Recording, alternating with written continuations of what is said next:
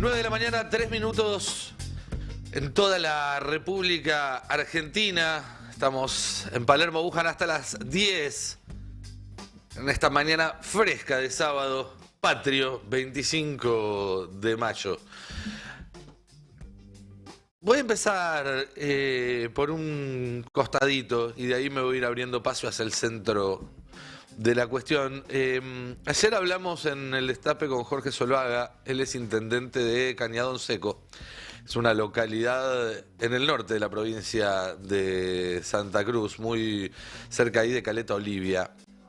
¿Por qué hablamos con él? Bueno, ¿ubican la Ruta 3?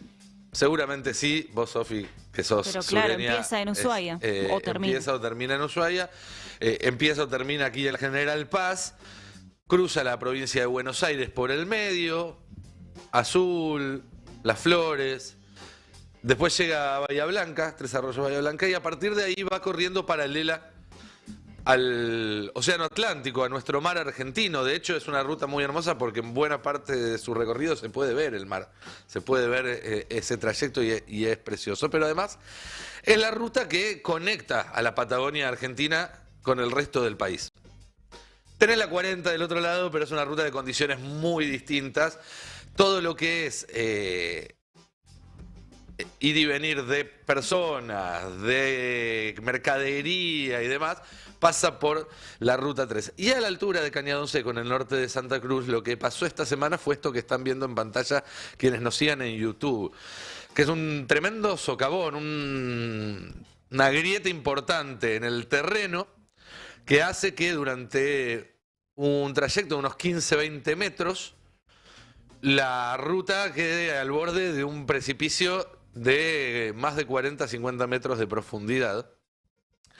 Pero además que ese socavón ya se está comiendo los cimientos de la ruta. Lo que hay es un peligro de que la Ruta 3 quede cortada. Y si la Ruta 3 se corta, el sur de la Argentina, 2 provincias enteras, y una parte de Chile también, queda aislada por tierra del resto del continente.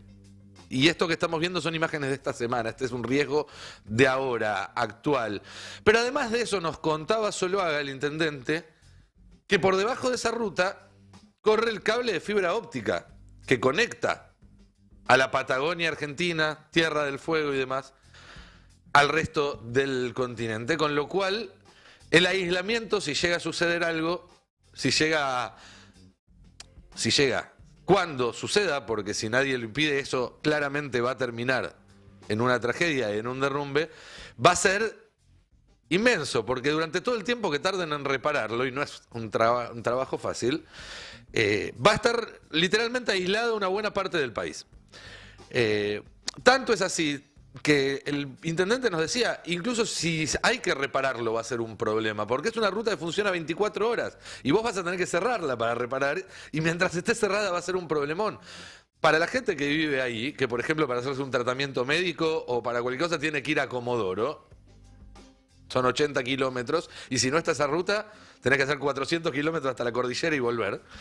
Pero también, insisto, para Santa Cruz, para Tierra del Fuego, y para la idea de un país soberano que mira hacia el sur, que es un poco lo que venimos planteando muchas veces en este programa, ante una agenda global que cada vez mira más al sur. Esta semana nos enteramos que Rusia, entre las amenazas que está haciendo en este ida y vuelta con la OTAN, dice, bueno, si usan misiles británicos para atacar suelo ruso, nosotros podemos responder, y no solamente en Ucrania, sino también en Gibraltar o en las Islas Malvinas. La semana anterior vimos que los rusos habían descubierto, o por lo menos blanquearon que habían descubierto un yacimiento petrolífero enorme. Es decir, el riesgo es muy grande y es muy grande y puntual para los habitantes de la región, pero también habla de la desidia de este gobierno hacia el futuro de la Argentina. ¿Y por qué hablo de la desidia de este gobierno? Bueno, porque desde que pasó eso todavía no se comunicaron funcionarios de Vialidad Nacional, ni se hicieron presentes en el lugar de los hechos. Es decir, quienes deberían estar interesados, velando por que esto suceda, miran para otro lado. Esta imagen me sirve a mí para arrancar esta columna porque de alguna manera el gobierno de Milei se parece un poco a ese trayecto de la Ruta 3. Punta Peligro se llama además, imagínense. Porque todavía se lo ve entero, pero por debajo está crujiendo. Por debajo está perdiendo su sustento, está perdiendo su cimiento y en cualquier momento puede hundirse, puede quebrarse, como ese trayecto de la ruta. Es un proceso que viene dándose desde diciembre, no es nuevo. Acá en el Pase, en el Destape, lo discutíamos muchas veces, cuando muchos decían Milei avanza y no le pasa nada, no tiene ningún tipo de resistencia, le está yendo bien. Y yo decía, ojo, esperen, no le está yendo tan bien. Están apareciendo algunos indicadores de desgaste muy temprano, está habiendo una reacción social, sindical. La política es cierto que está teniendo otros debates, pero esta última semana se empezó a ver eso, porque claramente son cuestiones que se empiezan a acumular, se empiezan a acumular, se empiezan a acumular y quizás mientras la grieta se vaya dando, no se nota, pero en el momento en el que empiezan a desprenderse pedazos de ese sustento, bueno, se da un efecto en cadena. Y yo no sé si no estamos viendo el comienzo de ese efecto en cadena, porque debajo de Milei está crujiendo todo. Está crujiendo el territorio, lo vimos recién desde Misiones, cuando fuimos en un móvil hasta esa provincia que hace 8 días tiene un conflicto de la policía, al que se sumaron después otros sectores. Mejor dicho, hace un mes hay un conflicto con los docentes, a los cuales se sumó un conflicto policial y luego otros sectores judiciales, penitenciarios, yerbateros, médicos. No casualmente casi todos sectores que dependen del Estado, porque sí, claro, son el hilo más fino, son donde primero pegó el ajuste del gobierno. Y que se está desparramando por todo el territorio nacional, aunque las imágenes lleguen a cuentagotas, aunque no nos lo cuenten en los canales de televisión ni en los portales más importantes, pero está habiendo conflictos similares, aunque de menor intensidad todavía. En Salta está habiendo conflictos similares, aunque de menor intensidad todavía en Catamarca. Está habiendo conflictos similares, aunque de menor intensidad en Mendoza. Está habiendo conflictos de una intensidad, yo diría, creciente en Neuquén. Con estas temperaturas y estas tarifas es inevitable, es cuestión de tiempo, es cuestión de días a que empiece a haber conflictos también en el sur del país. También está crujiendo la economía, lo hablábamos hace un rato con Flor, se dispararon las cotizaciones paralelas del dólar, aumentando la brecha y metiéndole presión a ese esquema que habían armado entre Milei y Caputo para dar una sensación de estabilidad,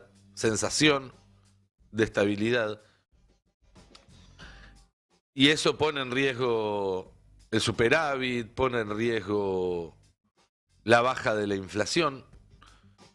Cada uno de los resultados económicos, de los magros resultados económicos financieros que estaba mostrando este gobierno y que le permitía maquillar hasta ahí los desmanejos en la economía real.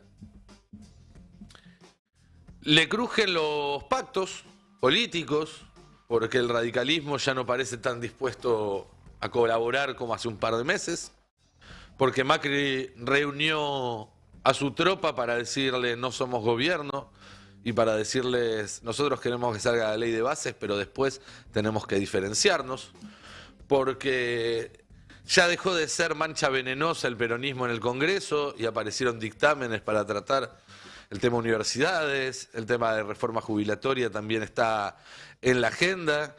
Y aunque Milei ya avisó que va a vetar cualquiera de esas iniciativas, eso trae un costo político muy alto y además ya se está incluso hablando de la posibilidad de conseguir mayorías agravadas en el Congreso para poder dar vuelta el veto de un presidente, algo que hasta donde yo sé no tiene antecedentes en la Argentina. Y hoy no te digo que esos votos están, pero faltan muy pocos. Y ahora hasta le cruje el gabinete, porque Milei puso en duda la continuidad prácticamente de todos los funcionarios. Ya se descontaba que el jefe de gabinete Pose tenía los días contados, pero Milei, cuando le preguntaron por Pose, dijo nadie tiene su puesto asegurado. Y cuando uno levanta el teléfono y empieza a averiguar, se da cuenta que sacando a Karina Milei, sacando a Sandra Petovelo, es decir, a las dos personas responsables de la integridad mental del presidente, porque a eso se dedican, además de su tarea en el gobierno. El resto de los nombres en el gabinete están en dudas. Bueno, podemos sacar a Santiago Caputo también, pero es un asesor, no tiene un lugar en el gabinete. Tanto es así que hoy no está claro quiénes van a estar y quiénes no van a estar con él en el pacto de mayo. ¿Pose va a estar o no va a estar? Todo el mundo lo da por salido del gobierno. Dio una batalla política contra Karina, la perdió. Y va a ser, obviamente, además, el chivo expiatorio. Lo van a echar y van a decir todo lo que no funcionó estos meses fue porque nuestro jefe de gabinete no lo hizo funcionar, porque era muy lento, porque no llenó todas las designaciones, porque no supo negociar. Están buscándole reemplazo, aparecen nombres. Unos hablan de Spert, hablan de Patricia Bullrich, hablan de Guillermo Francos. A mí me dijeron, las reuniones de gabinete las está encabezando Karina. A lo mejor asume ella como jefatura de gabinete. No debería sorprendernos si eso sucediera. O a lo mejor no asume ella, pero sí alguien de su estrechísima confianza. Por caso, Lule Menem, otro de los nombres que circulaba en estas horas en la Casa Rosada. Pero no solamente Pose corre peligro. Milei dijo que Sturzenegger tiene un lugar en el gabinete. El periodista que lo entrevistaba no le repreguntó cuál. Lo cual, si fuera un alumno de primer año de periodismo, le hubiera significado una reprobación. Hay dos opciones ahí. Una es que reemplace a Diana Mondino en la Cancillería. Sabemos que a Mondino la vienen caminando hace rato. Ella también, digamos todo, hace sus méritos para que la corran. Y la larga fila de postulantes a reemplazarla, entre quienes está Federico Pinedo el Breve, entre quienes está el Pichichi Scioli. Ahora se suma también la posibilidad de que asuma Sturzenegger. La otra opción es que asuma por Caputo, un Caputo que aparece muy golpeado después de esta semana en la cual hubo una pequeña corrida del dólar, pero también siguieron apareciendo números muy negativos para la llamada economía real. Pero además, el problema de Caputo, en este momento, cuando las papas empiezan a quemar, es que él, que es un taur, es un timbero, no es un economista teórico de formación, como sí lo puede ser Sturzenegger, podrás rendir toda la pleitesía que quiera a la ortodoxia, pero insisto, cuando las papas empiezan a quemar y es su culo lo que está en juego, va a ser todo el heterodoxo que tenga que ser. Y así es como nos enteramos en las últimas semanas que está financiando el Tesoro con letras intransferibles al Banco Central, que está emitiendo, bueno, no él, su socio, pero que es el presidente del Banco Central y que no hace nada sin consultarlo, que está emitiendo mucho, de hecho, que está acelerándose el crecimiento de la base monetaria. Y ahora también que quiere usar dólares para frenar una corrida. Algo que genera síndrome postraumático en un montón de personas con mucha plata en la Argentina. El meme del perrito que se acuerda de la guerra, el helicóptero, los bombardeos. War flashbacks, dicen los gringos. Porque es gente que perdió muchísima plata. La última vez que Caputo se puso a liquidar reservas para tratar de frenar una corrida. A Caputo también le están cuestionando muy fuerte el desmanejo de la cuestión energética. Está totalmente peleado con el secretario de Energía, con Rodríguez Chirilo, que es el que fue al Congreso a tratar de explicar la ley de bases que supuestamente él había escrito y terminó confesando que había artículos que no conocía. Entre las críticas que le hacen es que parece más interesado en cerrar negocios que en encargarse de que la electricidad funcione, la electricidad, el gas y demás, pequeño detalle. Y como comentaba Flor hace un rato, esta semana le terminaron pidiendo a las distribuidoras que racionalicen el gas y probablemente se interrumpan los contratos de algunas estaciones de servicio, de algunas industrias y demás. Hay más nombres en la picota en el gabinete. Se dice que podría no continuar Cunio, porque Milei decidió pasar a nafta la rama de persecución política a través del Poder Judicial y que para eso hay otros ejecutores más aptos. Se habla también de que el ministro de Salud ruso puede llegar a salir despedido. Bueno, el punto es que Milei llega al Pacto de Mayo prácticamente en soledad. Y con todo crujiendo debajo de sus pies. Y para peor, está montado en una estructura tan precaria donde cada movimiento en una de esas patas repercute en las otras, no están aisladas, que es lo que sucede en la arquitectura en zonas sísmicas, digamos, que se construye con columnas, con estructuras que no transmiten movimiento unas a las otras para evitar que la inestabilidad se contagie rápidamente. Bueno, Milei no pudo construir algo así porque está sostenido única y puramente en el envión de un triunfo electoral y en lo que dure su popularidad, una popularidad que a todas luces está empezando a flaquear. Si la duda era cuando marchaba la CGT en diciembre o en enero, cuando había cacerolazos en el verano, si entre los que caceroleaban en varios puntos de la República Argentina había votantes de Milei o era solamente una expresión de ese 44% que se había quedado afuera. Si la misma duda, un poco más grande, se repitió cuando fue la marcha del 24 de marzo o la marcha universitaria y dijimos, che, pero acá entre todos estos millones de personas tiene que haber alguno que haya votado a Milei. Bueno, esa duda quedó absolutamente despejada cuando uno mira las imágenes en Misiones, la provincia o una de las provincias con mayor porcentaje de votos para Javier Milei en las elecciones y donde hoy tenés alzados en armas a la policía, a los docentes, a la salud, a los judiciales, a los penitenciarios, a los yerbateros. No hay ninguna duda, no solo de que hay votantes de Milei entre los que protestan, sino que buena parte de los que protestan seguramente votaron a Milei y lo mismo se va a repetir hoy en Córdoba, donde hay importantes manifestaciones contra la presencia del presidente y a lo largo y a lo ancho de todo el país. Y a su vez decimos que la inestabilidad en una de las patas contagia a las otras. ¿Ustedes se imaginan, por ejemplo, a los senadores por Misiones en este contexto yendo a votar la ley de bases? Con la casa del gobernador que hace menos de 48 horas estuvo prácticamente sitiada por la multitud que iba a protestar. La verdad que no, que cada día que pasa corre en contra del gobierno y su intento de aprobar bases. Y a su vez, decimos, una pata se conecta con la otra. Cuanto más lejos aparece bases en el horizonte, cuanto más son las chances de que se caiga, más se va a complicar la economía.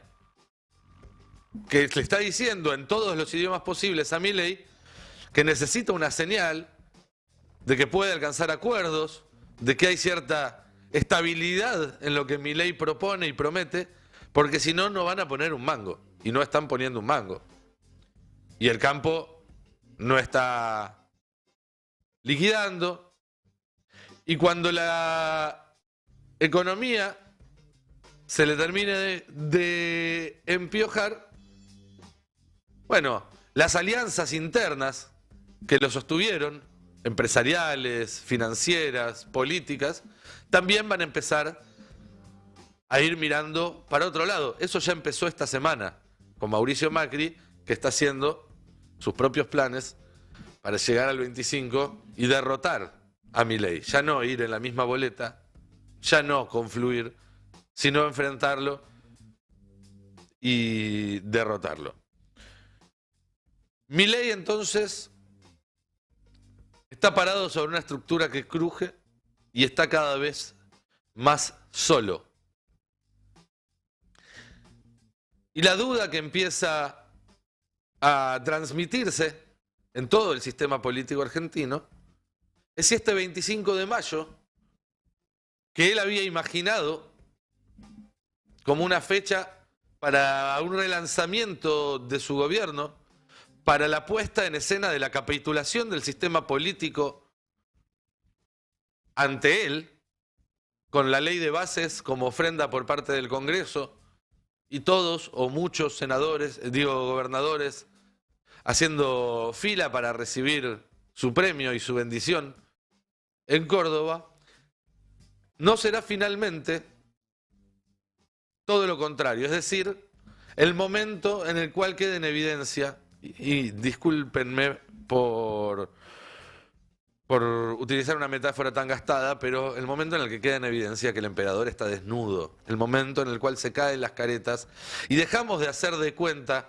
que Milei es muy popular porque tal o cual encuesta dice tal o cual cosa. Les recuerdo que esas mismas encuestas nos querían convencer en julio de 2019 que María Eugenia Vidal era una aplanadora electoral. Se terminó comiendo una paliza de 20 puntos contra Axel Kicillof.